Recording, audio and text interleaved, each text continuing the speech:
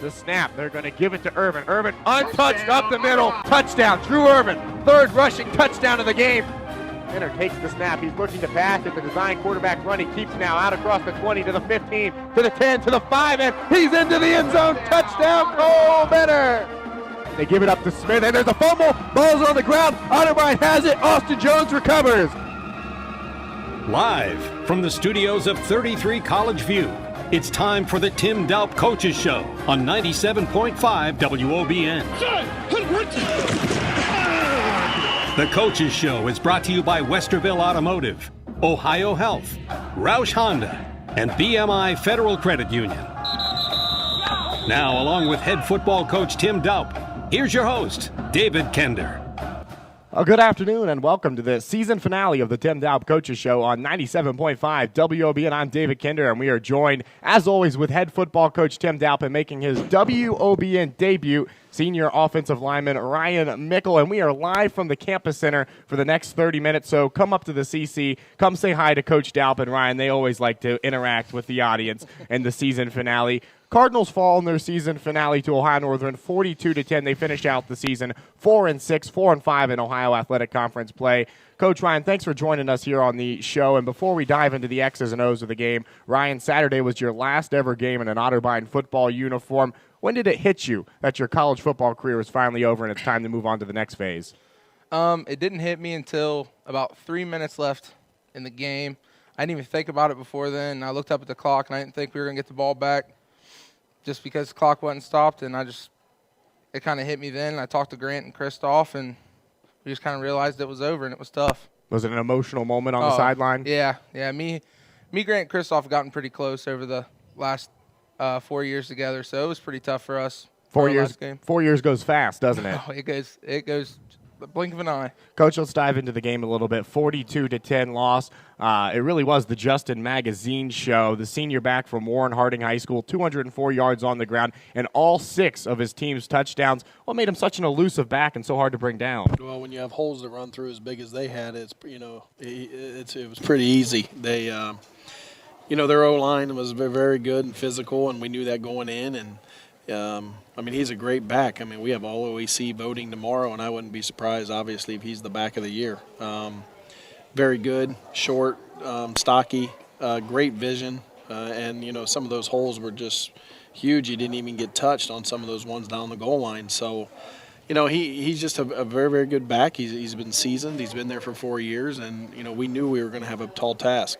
Best running back Otterbein seen so far this year? I would say, yeah, he's right there. It'll be interesting tomorrow, but obviously he'll be first team all conference, and I put him right up there with the 2 Mount guys and Lacey, and they all have their own individual things they do well, but maybe as an overall guy, maybe he was the best. Ryan, the offense really struggled to move the football. Did ONU do anything defensively that you guys weren't expecting? No, we were expecting everything they threw at us. I just think they hit it at times that we weren't expecting it. We'd slide one way, and then they'd hit it on that side, and we just got caught up and couldn't really do much about it. Sometimes we picked it up well, and we could move the ball, and most of the time we just couldn't get it all together. Second half of the game, the offense did try to incorporate Cole Benner into the passing game, using him as the Wildcat quarterback. How does having Cole back there at the quarterback change the dynamic of the offense? Well, he's definitely a runner.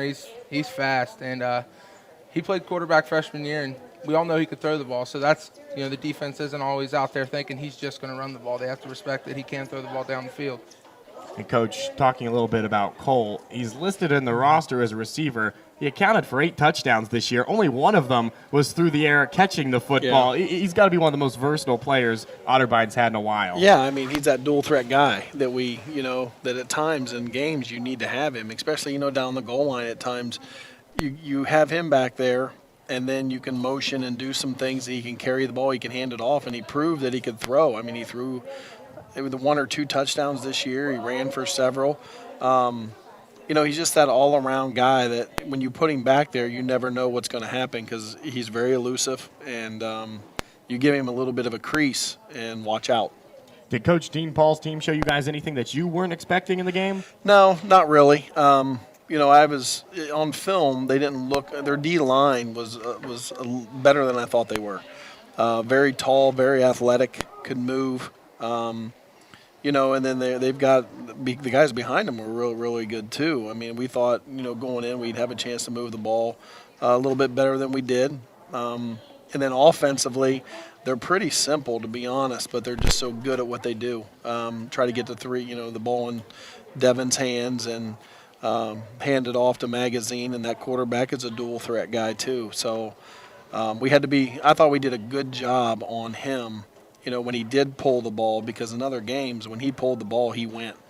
And I thought we did a good job on the quarterback when he pulled it coming out to hold him to, not as many yards as he's used to. But they didn't do anything, out of the ordinary. They're just clicking on all cylinders. I mean, they made the playoffs. They got chosen to go in, and at 8-2, with John Carroll was tied. But, I think they're playing really good football right now. And, the way we were beat up and everything else, that, we just couldn't keep up with them. Also on the offensive side of the ball for the Polar Bears, Devin Price has to be one of the most talented wide receivers we've seen all year long. He sets the school record for most career receiving yards in his final regular season college game. Where does he rank among the most talented wideouts we've seen this year? Oh, he's at the top. Namdar from Mount and Hal from John Carroll and Devin and I think Julian. I think those are the top four wide receivers in the conference. So, he would fit in on any team. He's fast. He doesn't drop anything. They do a good job getting him the ball on bubble screens and things like that. And then they do, stretch the field with him vertically. So, he's right there at the top. I think there's four really good, receivers in the top of the league, and those are the four. So, it'll be interesting, like I said, tomorrow also, how that goes down. Here with offensive lineman Ryan Mickle and head football coach Tim Doup, live from the campus center. And Ryan, ONU gets into the playoffs. They needed that victory. They also needed JCU to lose to Mount Union on Saturday at 8-2. They make it into the playoffs, the second OAC team in the playoffs. Were you surprised when you found out that the Polar Bears made it in? No, I was very surprised when I found out they made it in. I didn't think they were going to make it. We kind of talked about during the week that they might have a chance if they beat us to get in, but just looking at everything, I didn't expect them to make it, but that they did. Happy for them. Coach, we had a chance to talk on the phone before the game with Dean Paul, as we do each week with the opposing football coach, and he thought that there was a chance, albeit a very slim one. Do you think he used that as extra motivation for his team to try to get in the playoffs? I don't know. To me, I think a win's a win. I think, with him beating John Carroll early in the season, I think that helped their cause. Because everybody thought John Carroll, but when he beat them early, I thought maybe, but 8-2, sometimes the committee, when they look at that, there's a clear-cut number one, there's no clear-cut number two. If there's no clear-cut number two, we've been in that position in 2009 in my first year as a head coach when we were 8-2. We were sitting there the same, but Heidelberg was 9-1 that year, my first year, so there was a clear-cut 1-2. But I remember in 2009, it was us and Northern at 8-2. And, we lost too late, and Northern was coming on strong, but we beat Northern head-to-head early in the season. So we didn't know what was going to happen or anything like that. So, obviously Ohio Northern impressed enough people. I know Platteville was left out, who was an 8-2 team, and ranked 14th in the country. And Ohio Northern got in over them. So, but their losses were to Whitewater and Oshkosh, both in the playoffs. So I don't know if the committee said we don't want three teams from that conference and we're going to go with Ohio Northern, or if they just thought Northern was better at that time. So I'd like to sit in on some of those meetings and not say a word, just sit there and listen to see their logic. But no, good for Dean. I'm happy for him. I'm happy for Northern getting in. It gives us two teams in there, and hopefully they can make a little bit of a run. Ryan, you had a chance to play against both JCU and Ohio Northern. Do you think the committee made the right selection? It's kind of tough to tell. Really, as long as there's another OAC team in the tournament, I don't think there's a bad selection, as long as we have two teams representing the conference. But I don't think there was a wrong choice there, because they were both really good football teams. Cardinals finished the regular season at 4-6, 4-5 in conference play. When we come back from the break, we'll look back at the season as a whole with Coach and Ryan here live from the campus center. It's the season finale of the Tim Doup Coaches Show on 97.5 WOBN.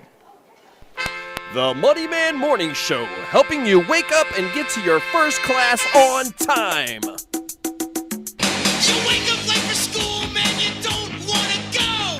6 a.m. to 7:15-ish, replayed again, 9 a.m. to 10:15-ish weekdays. How could I possibly be expected to handle school on a day like this? Only on the Wild Card, WOBN 97.5 FM Westerville, and online at WOBN.net.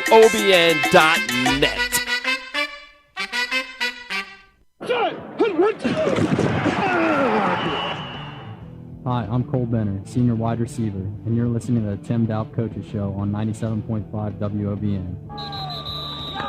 Miss anything from today's show? You can listen to every episode on WOBN's YouTube page. Hey Cardinal fan, Otterbein Athletics on the Radio is brought to you in part by Westerville Automotive. Serving the Westerville area for 20 years, they have 2 locations on Westerville Road and in the Uptown area, just seconds away from Otterbein on Main Street. They're on the web at westervilleautomotive.com. You can follow them on Facebook at Westerville Automotive Uptown or call them at 614-890-6700. That's Westerville Automotive.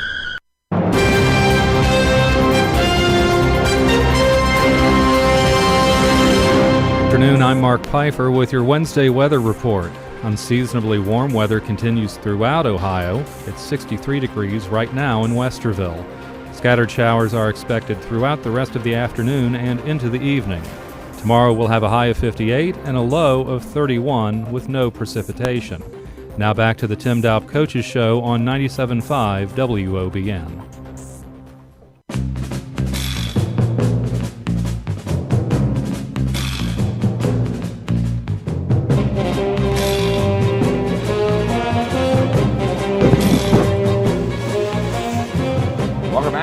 Season finale of the Tim Doup Coaches Show here on 97.5 WOBN. Still waiting for that cease and desist order from the NFL to tell me to stop using their music. I haven't gotten it yet, so I think I'm in the clear. Here live from the campus center, we got about 14 minutes left in the show, so come by, say hi to Coach Doup, and we're joined with senior offensive lineman Ryan Mickle as well. David Kinder here, and Coach, let's look back at the season as a whole. Feels like it was forever ago when we were up in Canton for OAC Media Day, and you told me that the goal was to get past the 500 mark. 2 consecutive years over 500. You wanted to get over that hump, finish above 500. Obviously, you come up a little bit short of that goal. That being said, what was the season's grade? You know, it's tough because I don't think people really realize what we went through this year. You know, as a grade, I mean, obviously it was a losing record, so you'd have to say like a D.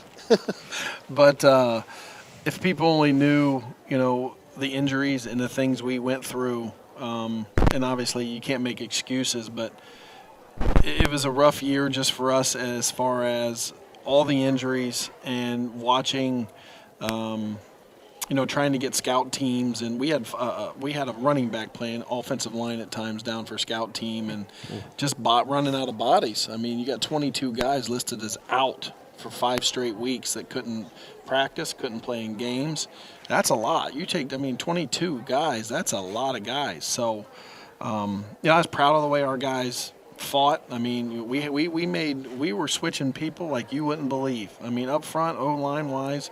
I think even Mick was snapping in practice, and we had 3 or 4 other guys snapping, and Schaefer moving, and Grant hurt, and you know, it was just crazy the rotation that we had to do just up front, and then you know Bryson Ray gets hurt, and Kevin gets hurt, gets a concussion, Speedy gets hurt. I mean, I can just keep going on and on. It was and defensively, Austin Jones, Miles Crawley, Bix didn't even get a chance to start the season because he blew his ACL during a freak play. You know, Jalen Liggins gets hurt. So it was just unbelievable of the guys that were out and hurt, and us trying to at one point, I don't know if people know this, and it'll probably make you laugh, but there was a point in the season where we took 2 backup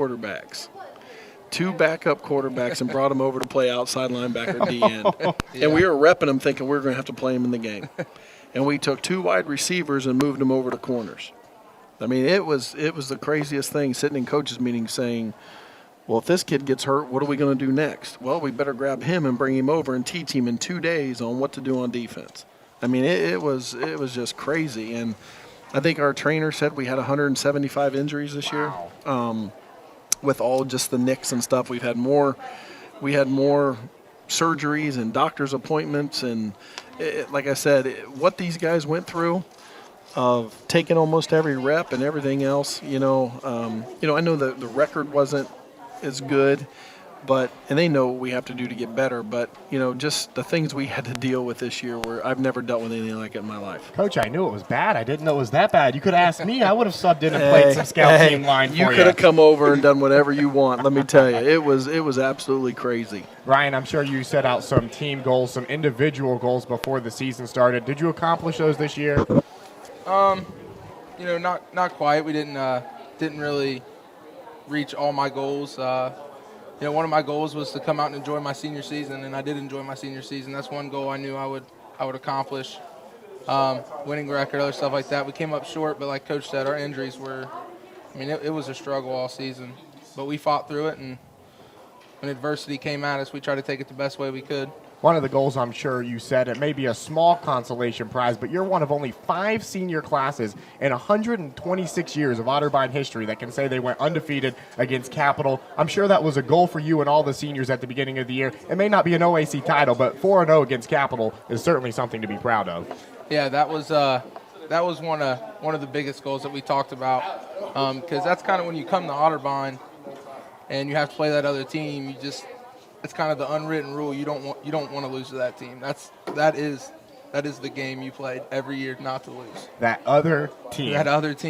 Yeah, Coach. And there's not a lot of love left. Trust me. Not love left. There wasn't No. love when we started. Nothing. Coach, I know you were very fired up, to say the least, during that Capital game. Yeah. Would you say moving 4-0 in your career against Cap, joining, I believe, Wally Hood as the only other coach in school history to do that, did that help make the season feel more successful? Well, it does. Obviously we want to win them all, but, I know Capital people down there seem to think it's not a rivalry. And to me, I won't never let our guys think, hey, it's just another game. It's not another game here.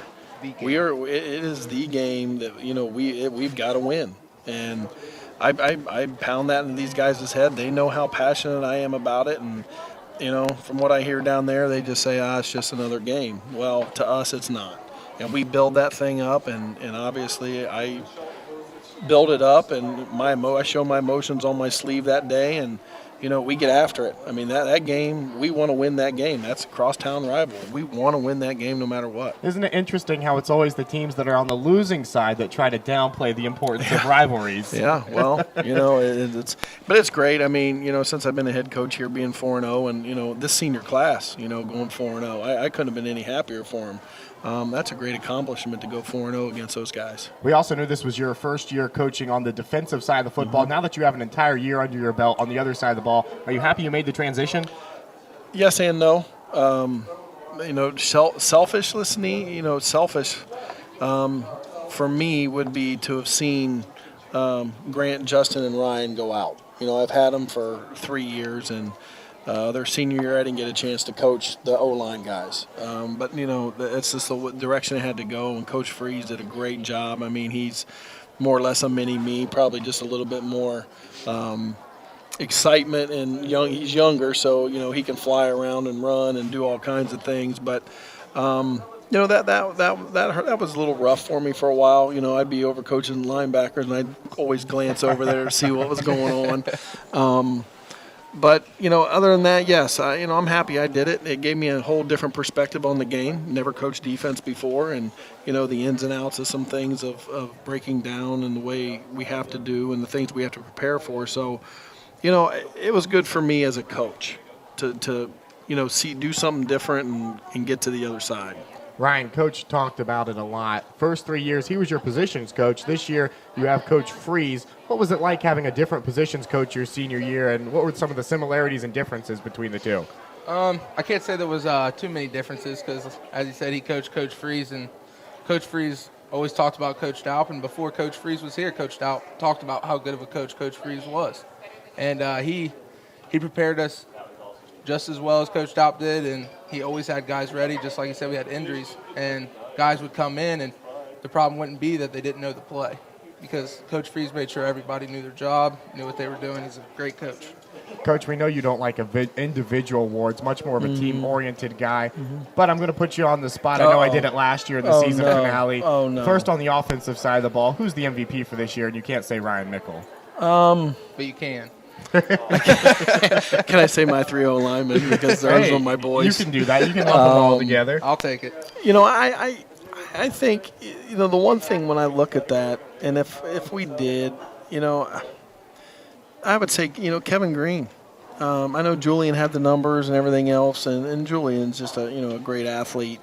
But you're talking about a guy that sat for 3 years, you know, waited until his senior year, never started a game, and came out, and I think he finished 4th in the conference at yards per game, and, you know, just real settling in there and the things he did. So, you know, I thought Kevin did a really good job this year and what we needed to do, and you know, I would say Kevin. Ryan, you go head-to-head every day with the defensive guys in practice, so you know better than most people who the best players on the defensive side of the ball is. Who would be the defensive MVP for the Cards? I think number-wise, you look at Drew. I mean, Drew had so many tackles, and Drew hits. I mean, he packs a punch when he hits you. There's no doubt. So I would have to say Drew. He finished the season with 123 tackles, the most in a season since the 1970s. It had to be different going from blocking for him for 3 years to trying to block him. Oh, that's what I told him every time when I got a hold of him in practice during camp. I said, "Think you could just be behind me." Always in his ears. Ryan, now that the season's over, it's been about a week. You've had some time to reflect. What's your biggest regret from this year? Biggest regret? The days that I came out not as excited as I should have been.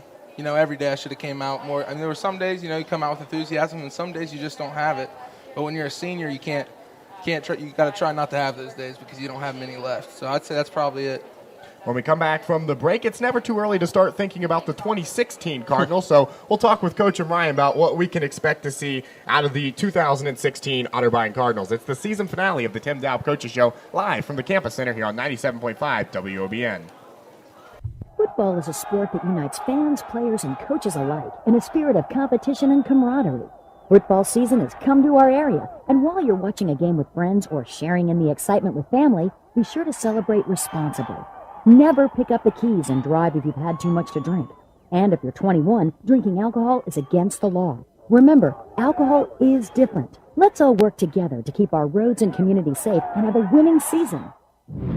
Catch the Cardinals Sports Wrap with David Kinder and Elijah Gonzalez every Monday from 5 to 7. It's America's best sports talk radio show. Even Jim Harbaugh says so. Yeah, I would agree. Can't disagree with that. Every Monday from 5 to 7, only on WOBN 97.5. I'm Drew Brees, and being a dad means the world to me. And one of the most important things any parent can do is make sure their kids get active at least 60 minutes each day. Studies show that physical activity not only helps kids stay healthy, it can enhance important skills like concentration and problem solving, which can improve academic performance. This means physical activity can help your kids in the most important game of all, life. You're listening to 97.5 WOBN FM, Westerville, Ohio. Otterbein wins! Otterbein wins! Your home for Cardinal Athletics.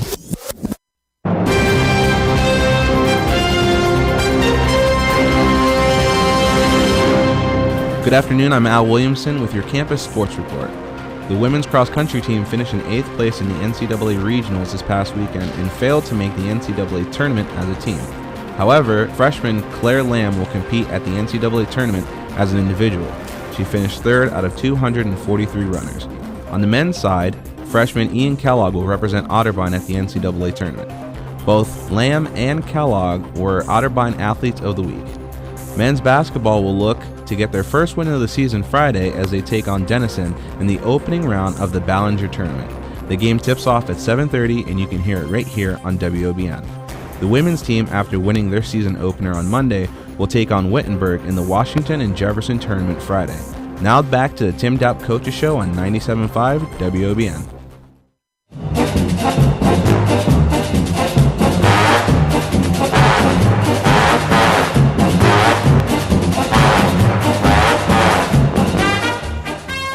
welcome back to the final segment of the Tim Doup Coaches Show and the final segment of 2015 as Coach Doup tries to fight back tears. I know his last Coaches Show of the season.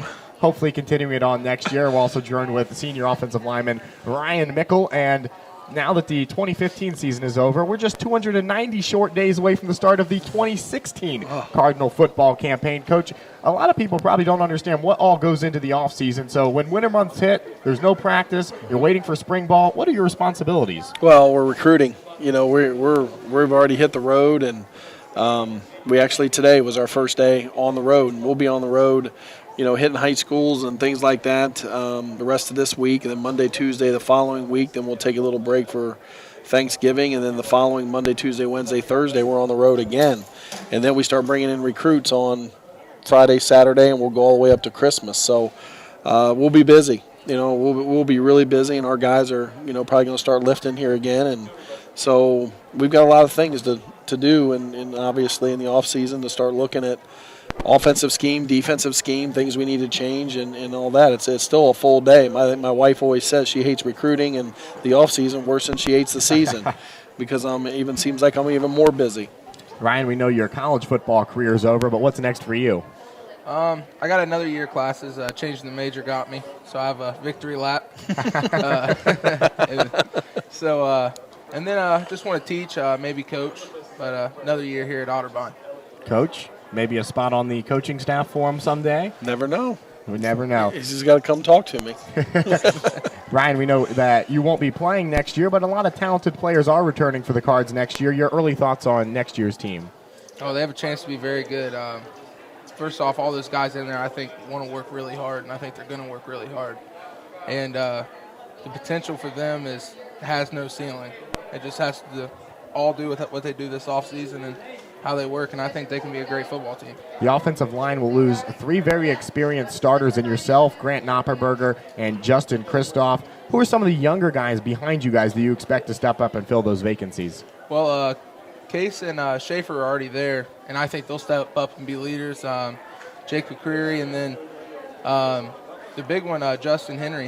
Next year he'll be the lone senior for the offensive line group. But Tone will be back. Yeah, Big Tone will be back. Justin Hill. We've got 5 or 6 other sophomores that'll be juniors also. Sophomore class is big. So a lot of guys. You know, it's just a matter of who steps up and takes the lead. Coach Freeze will have them ready.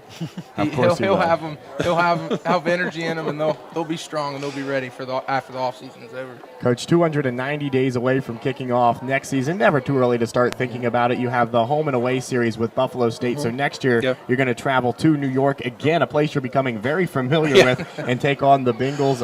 Any thoughts on that game? I know it's a long ways away, but just early thoughts. Yeah, early thoughts. I mean, they were very good this year. They finished 7-3. I actually just did their 2 deep today, because at the end of the year I always take everybody's 2 deep and I highlight seniors, and so I know what's coming back. And you know, I know offensively they lose 4 starters on the O-line, they lose a tight end, they lose a receiver, and I know defensively, they had listed as seniors as 10 starters on defense. So I think I counted 17 senior starters that you never know. Some of them could be back during the red shirt or whatever, but they're going to have a lot to replace. But if you saw them, they were big, and even their backups, and they'll be good. I mean, they're going to be very, very good, and we'll have to play our A game to go up there and get a win. Obviously, you schedule those home and aways years in advance. Would you prefer the game was in Ohio next year? It will be. Or you mean against Buff State or the following year? Yes. There's another one with Buff State. No, we're done. This is it. Okay. We're going to Buff State, so that's our 1-1. Well, I guess what I'm asking, would you prefer next year's non-conference game was here in Ohio? Oh, absolutely. Always. But you know what, though? I don't know. I think it's sort of fun to get these guys out on the road and get out of here. It's not like we're leaving for 3 days. We'll leave on Friday, do a walkthrough Friday night, and have dinner together and some things. And I sort of enjoy being on the road with them because I can pop in their rooms and, sit there and hang out and talk to them. And, I'd like to walk around and, just shoot the bull with our guys. It's sort of good to get them away and just something different. We had some coaching changes going into this year. Do you expect the coaching staff to look any different next year? No. I think we're good. I think we're going to be fine and keep the continuity of the staff and, go from there. Well, Coach, that's going to do it for the 2015 season of the Tim Doup Coaches Show. Ryan, we want to thank you for joining us on the season finale. Hope you enjoyed your radio debut. And, Coach, we, of course, really want to thank you for all your time. Many coaches, even here in the OAC, wouldn't give 5 minutes to a campus station once a year. Not calling anyone out, but there's some coaches. And you gave us 30 minutes each week of informative and honest information. We really appreciate it. I'll be gone next year, but we here at WOBN hope that the tradition of the Coaches Show will carry on as long as you're patrolling the sidelines in Westerville. We really appreciate it. Well, thank you. You've done a great job with this show. You know, like I said, I don't know who's going to take over, but they better be on their A game because you do an outstanding job, and I appreciate everything you do, putting us out there and following us around the games and everything else. You've done a great job, David. I appreciate it. Well, thank you very much, Coach, and we'll certainly be checking up on the Cardinals even after graduation. Programming notes, you can stay tuned as the Otterbein debate as the forensic department is coming up live next on WOBN from the communications building. And now that football is over, you can listen to Cardinal basketball all year long. Head over to WOBN.net for a complete broadcast schedule of both men's and women's basketball games this season. The next time that we are on air for a game is Friday for the Smokey Bollinger Tournament as the Cards look for their first victory under head coach Brian Euler. Tip-off between the Cards and Denison is at 7:30. Our pregame coverage at the right will start at 7:15. Well, that's going to do it for this year's Tim Doup Coaches Show. It was a whole lot of fun. Ryan, Coach,